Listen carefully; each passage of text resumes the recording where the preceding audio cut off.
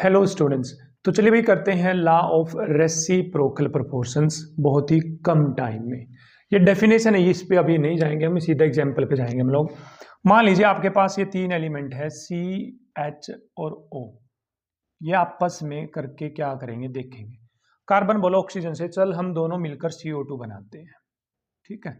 अब यहाँ पर कार्बन का मास कितना है 12, दो ऑक्सीजन का मास कितना है 32, तो इनकी रेशियो कितनी आ गई 3:8। तो कार्बन बोला ऑक्सीजन से चल हम दोनों आपस में मिलकर 3:8 में कंबाइन करेंगे और हम CO2 बनाएंगे। फिर ये दोनों सलाह करते हैं, डिसाइड करते हैं कि हम दोनों एक तीसरे बंदे से हाथ मिलाएंगे जाकर, वो तीसरा हम दोनों के लिए सेम रहेगा। तो कार्बन हाइड्रोजन से हाथ मिलाने गया तो क्या बनाएगा CH4। अब CH4 में कार्बन का मास है 12, हाइड्रोजन का मास है कितना 4, तो इसको काटो कितना आ गया 3:1, ठीक है। फिर उसी तीसरे एलिमेंट से ऑक्सीजन मिलने गई तो उसने बनाया H2O। अब H2O में हाइड्रोजन का मास है 2, ऑक्सीजन का मास है कितना 16, काटो तो 1:8 आ गया। अब क्या कहता है लॉ ऑफ रेसिप्रोकल प्रोपोर्शन कि दो एलिमेंट तीसरे एलिमेंट के फिक्स मास से कंबाइन करेंगे, मतलब जितने मास से ये एलिमेंट कंबाइन करेगा हाइड्रोजन के साथ उतने ही मास के साथ ये कंबाइन करेगा। तो चेक करो यहां कितनी आ रही है रेशियो में 1:1। तो बोलिए तीसरे एलिमेंट का मास फिक्स हो गया नहीं हो गया दोनों के लिए? हाँ जी हो गया।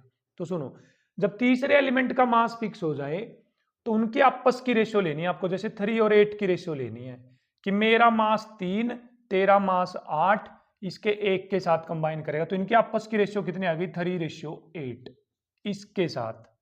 और इनकी खुद की रेशियो कितनी है 3:8। बोलिए दोनों सेम आ गया नहीं आ गई? यदि सेम आ गई तो ये रेसिप्रोकल लॉ है।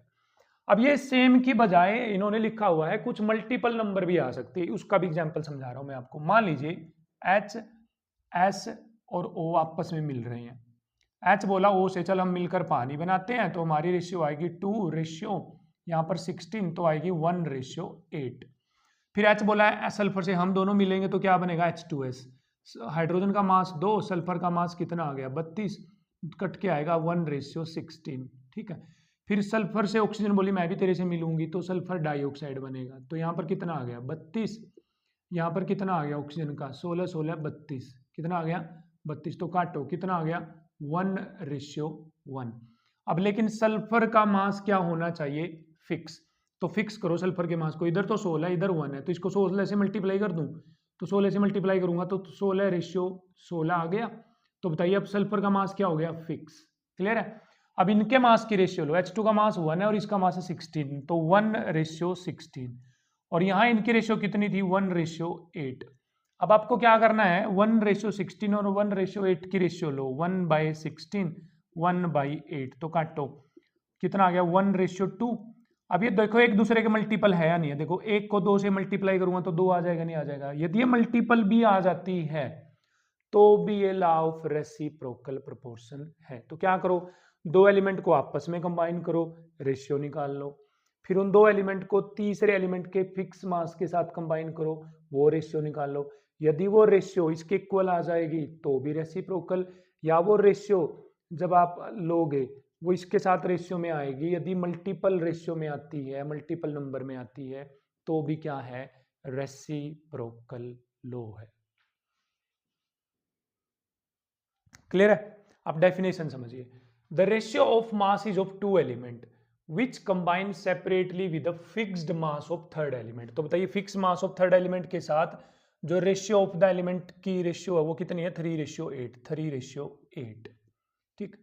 तो वो जो रेशियो है ये ratio is either the same, या तो वो सेम है या सिंपल मल्टीपल, या वो सिंपल मल्टीपल है of the ratio of the masses in which they combine directly with each other. मतलब खुद के साथ तो जो कंबाइन कर रहे हैं ना उसकी रेशियो के या तो वो इक्वल है या वो कुछ मल्टीपल नंबर मतलब मल्टीप्लाई करने से आ रहे हैं।